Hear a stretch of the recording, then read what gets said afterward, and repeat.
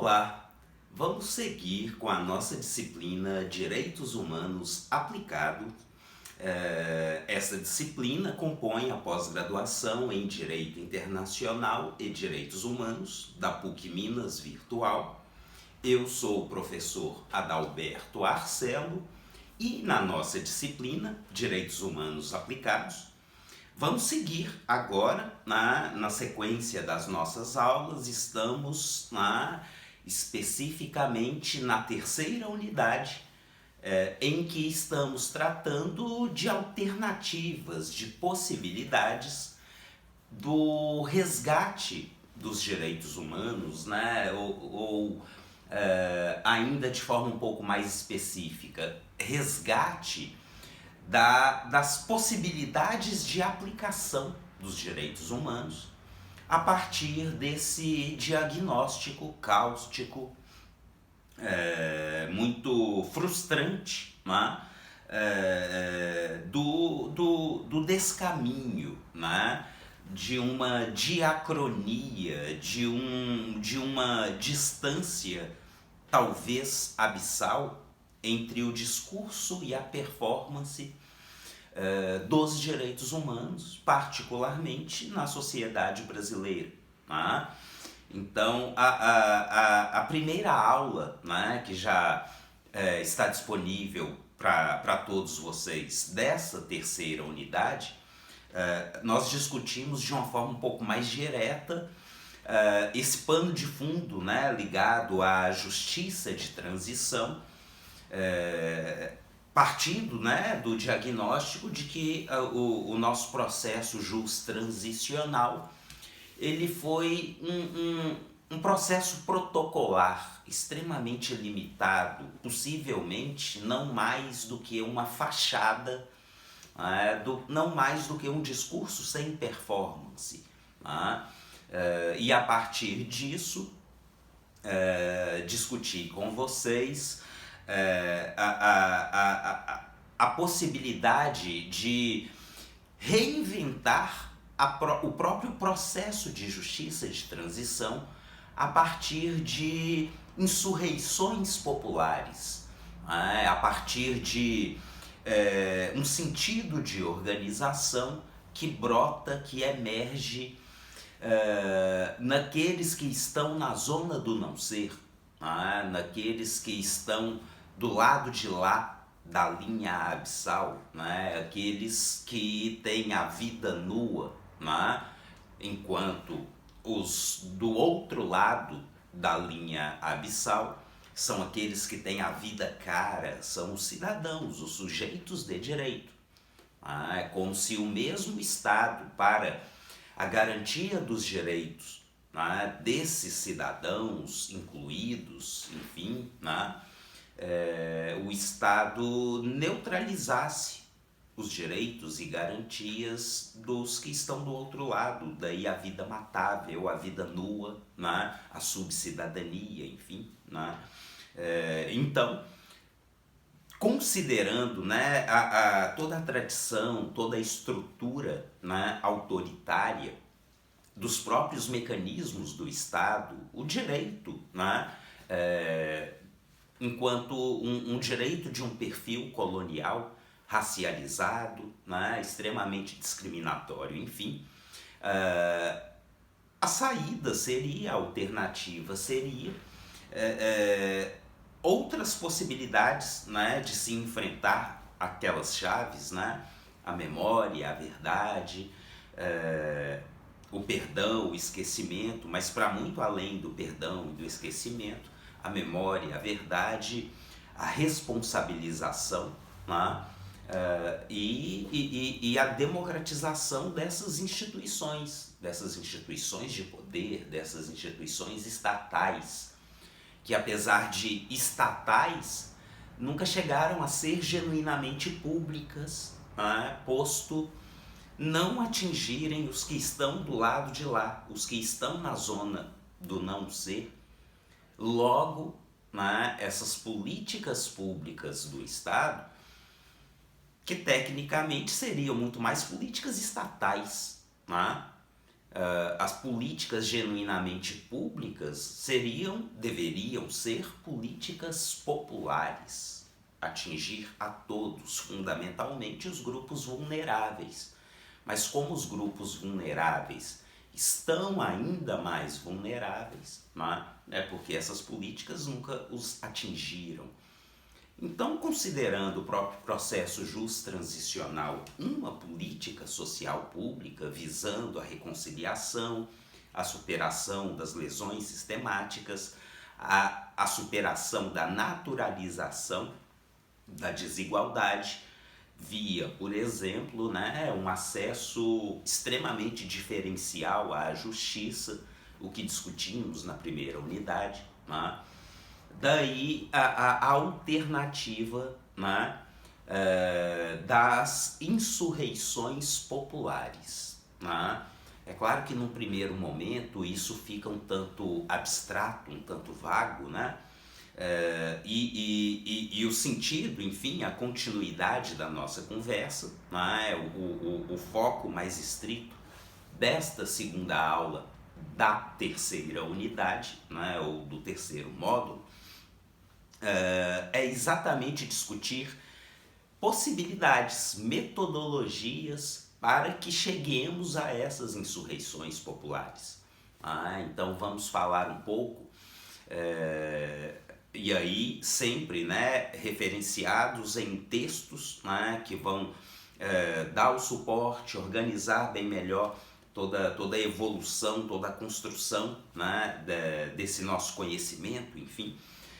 Mas nós vamos trabalhar então com algumas metodologias, com algumas propostas. Se para a primeira unidade essa discussão da justiça de transição como insurreição popular tem um texto meu, chamado Tradição Colonial e Justiça de Intransição no Brasil. Para a continuidade da conversa, eu vou trazer como suporte um outro texto meu chamado Decolonialidade e Interculturalidade em busca de elementos para a performatividade do discurso dos direitos humanos. Nesse texto, nós vamos explorar metodologias insurgentes, né? A própria possibilidade de um direito insurgente. E é aí que nós vamos falar das AJUPs. Né? O que são as AJUPs? Né? As AJUPs, elas se materializam ou têm se materializado em programas e projetos de extensão no âmbito das universidades, né?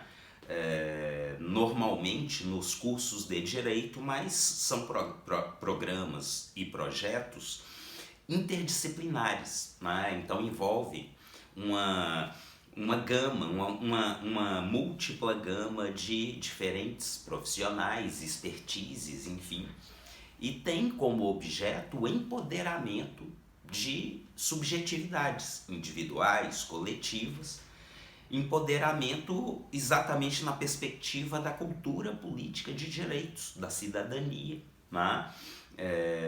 Fomentando a organização, o cooperativismo, o comunitarismo entre grupos identitários, para que possam conhecer e operacionalizar, né, o acesso e a garantia aos seus próprios direitos fundamentais e humanos. Né? Então a gente fala da decolonialidade e da interculturalidade como ferramentas novas, né? Novas exatamente por causa do potencial para se atingir, para se mobilizar aqueles que estão do outro lado, né? Enfim, na zona do não ser, no limbo, né? À margem. Né?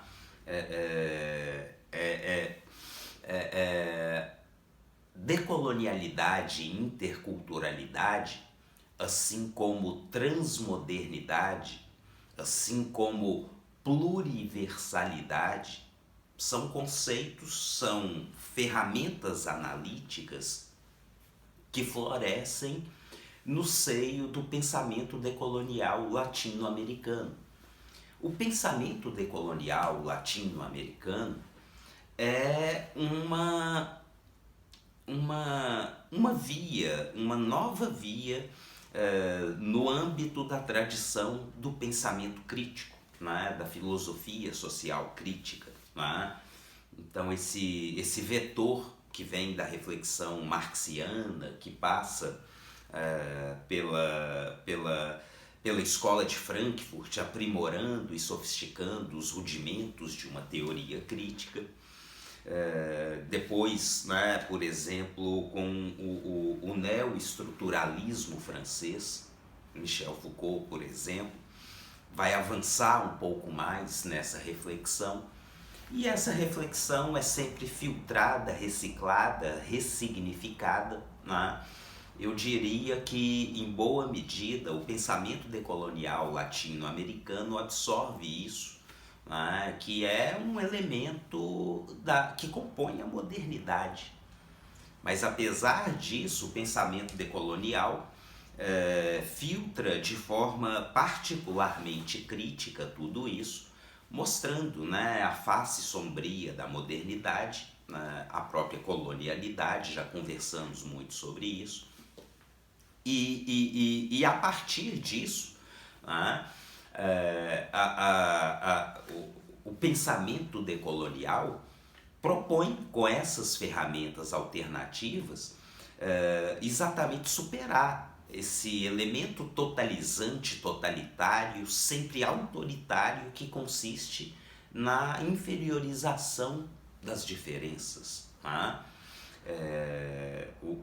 Se olhamos, né, para o nosso cenário, né, depois daquela discussão que tivemos na segunda unidade, tratando diretamente da situação dos direitos humanos no Brasil hoje, e o cenário é desalentador, né?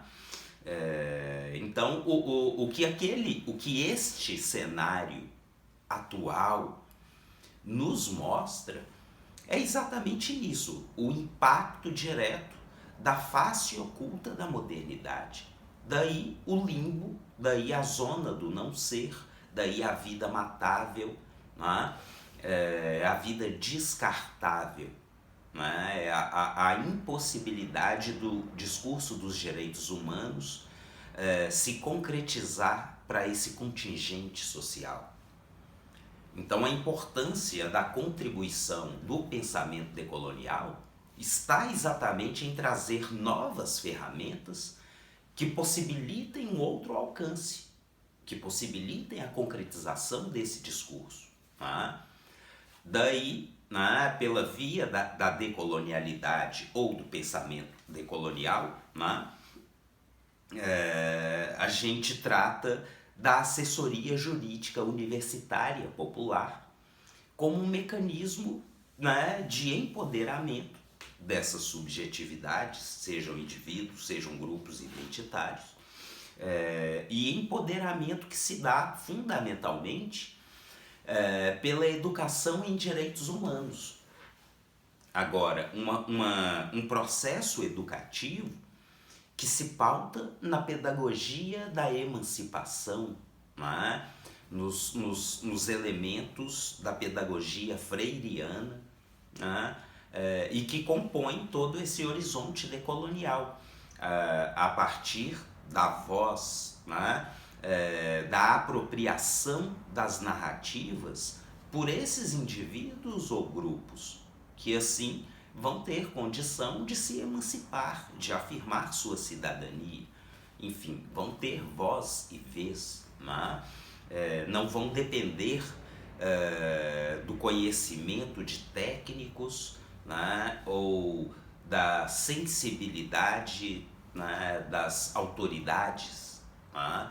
É genuinamente um processo de empoderamento, de formação de redes de solidariedade, e um processo de educação em direitos humanos que explora muito fortemente o pluralismo jurídico, o direito para além do direito estatal oficial. Outra vez, ferramentas que apresentam um potencial para um alcance mais profundo.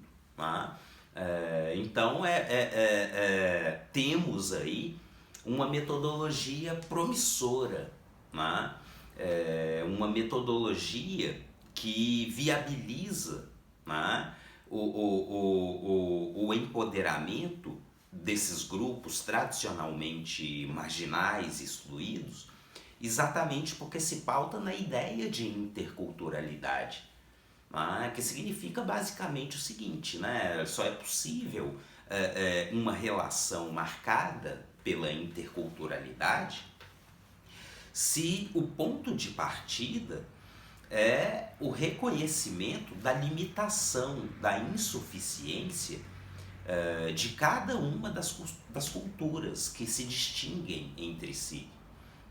Simples assim, são diferentes culturas. Não há por que ter-se a pretensão de que uma dessas culturas é a cultura. E esse é o problema da modernidade eurocêntrica, que sufocou e ainda sufoca as outras culturas. Então, a partir disso, no âmbito da atividade extensionista nas universidades, particularmente nas faculdades de Direito, constrói-se um conhecimento que faz sentido, que está inserido no contexto existencial desses grupos, e que a partir disso vão ter muito mais condições efetivas de viabilizar, de operacionalizar em seu contexto existencial o discurso sempre abstrato dos direitos fundamentais e humanos. Então, temos aí uma alternativa interessante. É claro, como o texto vai considerar, uma alternativa que também só se viabiliza se as universidades hoje se dispõem, se equipam para tal, rompendo, superando o modelo tradicional de ensino, o modelo bacharelesco, autoritário, em que o profissional do direito usa o seu conhecimento de forma muito estratégica, marginalizante, excludente, discriminatória. Então é claro que as próprias faculdades teriam que passar por uma filtragem em termos de democratização institucional, porque isso é um problema seríssimo para nós. Também, como eu aponto no texto, em termos gerais, e já falei rapidamente para vocês disso lá na primeira unidade, o panorama básico, geral, é um panorama de deformação jurídica, dominado pelo tecnicismo, pelo imediatismo, pelo horizonte da aplicação mecânica, quer dizer, orientações, paradigmas hermenêuticos de dinâmica jurídica que são genuinamente coloniais e excludentes e alimentam essa cisão, alimentam o racismo de Estado, essa sociedade cindida entre os que têm a vida cara e os que têm a vida nua. Então tem-se um potencial muito interessante. Como eu dizia, é claro que professores, alunos, a equipe da universidade envolvida nesse processo teria que ter essa sensibilidade, essa formação, esse preparo, mas é algo não apenas viável, eu diria necessário, para que esse processo possa se iniciar. Na verdade, temos referências muito interessantes, no Rio Grande do Sul, em Minas Gerais, no Rio de Janeiro, em Brasília, uma série de universidades, e isso vem florescendo, tem adotado metodologias interessantíssimas de empoderamento, explorando conceitos, e explorando a construção em concreto de conceitos, pesquisas participantes, articulação entre a pesquisa e a extensão e o ensino, e a partir desses programas e projetos,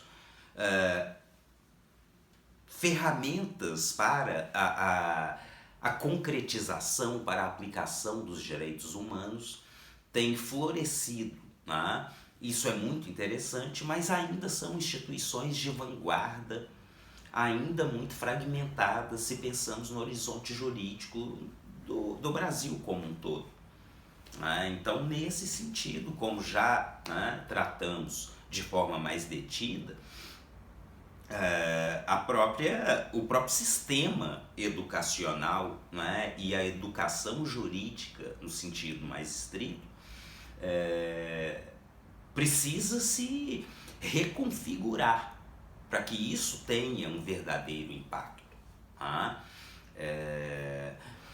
Para além desse meu texto, intitulado Decolonialidade e Interculturalidade, em busca de elementos para a performatividade do discurso dos direitos humanos no Brasil, eu trago mais um texto da professora Miraci Gustin, uma professora que eu admiro imensamente, da Universidade Federal de Minas Gerais, que tem uma atuação muito interessante, muito destacada, de décadas no programa Polos de Cidadania. E esse texto é um texto que trata do resgate dos direitos humanos, em situações de vulnerabilidade. Na verdade, a professora faz um relato da experiência do programa Polos na atuação em diferentes comunidades, aglomerados, mostrando exatamente como é possível empoderar esses grupos. E aí é um texto de um pouco anterior, de 15 anos atrás, momento esse em que ainda não se usava a expressão AJUP, de Assessoria Jurídica Universitária Popular, mas a experiência relatada pela professora Miraci Gustin é uma experiência de assessoria jurídica universitária popular. Ela diz expressamente, reiteradas vezes, sobre a educação em direitos humanos, a educação popular em direitos humanos, a ferramenta do teatro, as diretrizes do teatro da emancipação, do teatro do oprimido, todas as chaves freirianas, e um texto que é situado no contexto latino-americano, a partir de referências da CEPAL, que é uma organização muito respeitada, situada na América Latina e que constrói um conhecimento situado na América Latina.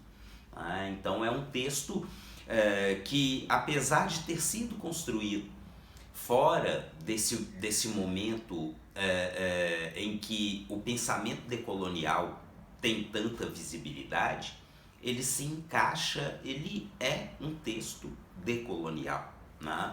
Então ficam esses dois textos, aliás os três, os dois textos meus e o texto da professora Miraci Gustin, como base para a reflexão em torno das possibilidades alternativas, de como se resgatar é, como se empoderar, como viabilizar, né, a performance do discurso dos direitos humanos, considerando esse panorama de ampla precarização. Né? Bom, continuamos com as nossas aulas, né? Vamos, né, parando por aqui, manter aquela média de tempo de aula. Enfim, seguimos com a nossa conversa. Muito obrigado, até a próxima.